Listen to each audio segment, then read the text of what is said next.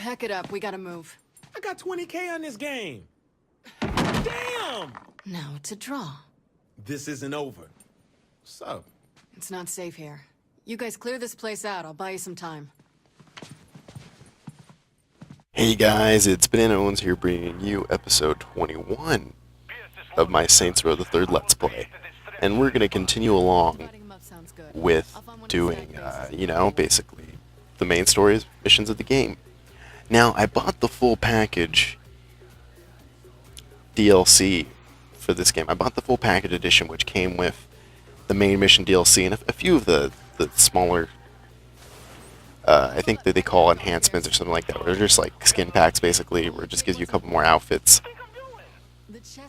And I was thinking, should I record the DLC, or should I basically just go through the main story? Like right now I'm leaning towards more of the main story, because the DLC isn't really, from what I see, it's not too story intensive, and it'd probably be a lot more effort for something that's really fun, but otherwise might be a little bit played out by the time I'm done with this one. But in regards to like DLC and these Let's Plays and stuff like that, I'm already planning to do the Bioshock Infinite one whenever that DLC comes out. The story-based one, not the horde mode one. And I'm also planning to do the Knife of Dunwall for Dishonored, and then eventually the Brigmore Witches when I eventually get that one. And I don't know how to feel about like updating, keeping up a Let's Play or something if I finish one and then a new DLC comes out. It's kind of a bit of a quandary or decide what to do. Like, okay, do I revisit this game eventually and add on to the existing video, or do I make a separate playlist for it? You know, all that jazz. Okay, so you see here we got a new plane. It's pretty awesome. It's the Vital. I don't know if I can say it, but after this mission you get to get one of your own very own in this game, and it's pretty fucking cool. I'm very happy. Like, if you see, I've been over leveled for a while. I'm like 45 or something by the time I did this mission, so I'm probably well over leveled by now. So I've had the ability to call for one, but until actually this mission in the game, you cannot get in one of these unless somehow you manage to do some crazy shenanigans or something. Yeah, because I would call up the person in the Beetle, and they would just land close to the ground and just fly away, because I didn't do this mission.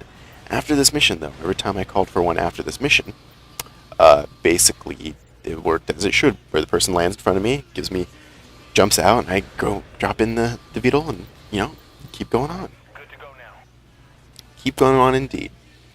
Okay, so some gaming things. I'm just talking about generally. Nintendo had a bunch of stuff come out today. I know it's August 28th, and this won't be uploaded for a while, but I'm eventually going to talk about it. Might be topical by then. By the time this is uploaded, Wind Waker HD might be out. So when Wind Waker HD comes out in October, the Zelda 3DS one comes out in November. Nintendo announced a 2DS, which is like, it's a 3DS basically with no 3D, and it's like on a slate design, kind of like a tablet, and it's meant for, they're targeting like 4 to 6 year old or something that can't handle 3D effects but want to play a 3D game, basically. And yeah, it's pretty cool. And the Wii U's getting a $50 price drop, and they announced a limited edition of the Wii U with like a black and gold console and controller and stuff like that. It looks pretty cool. It comes bundled with a digital copy of Wind Waker HD, which is kind of weird to me. Like, put a physical copy in there. I don't know how I feel, especially if it was an Xbox or a PlayStation console. I'd feel perfectly fine having a digital game tied to my account, because it's tied to my account. For Nintendo, it's mostly tied to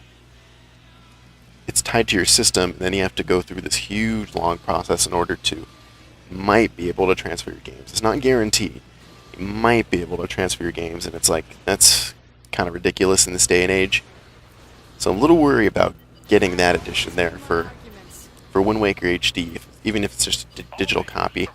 And I have no problems buying digitally, but with Nintendo's digital policy, or how they run their digital store, and they did do a release day on their digital market and all that, and they have all this cool stuff, but the way that your ownership of them is really, really iffy at best, especially if you have to move consoles or it breaks or something like that too. And I think that it's a pretty good move for them to have a 2DS, because it's going to be cheaper and it comes out in October.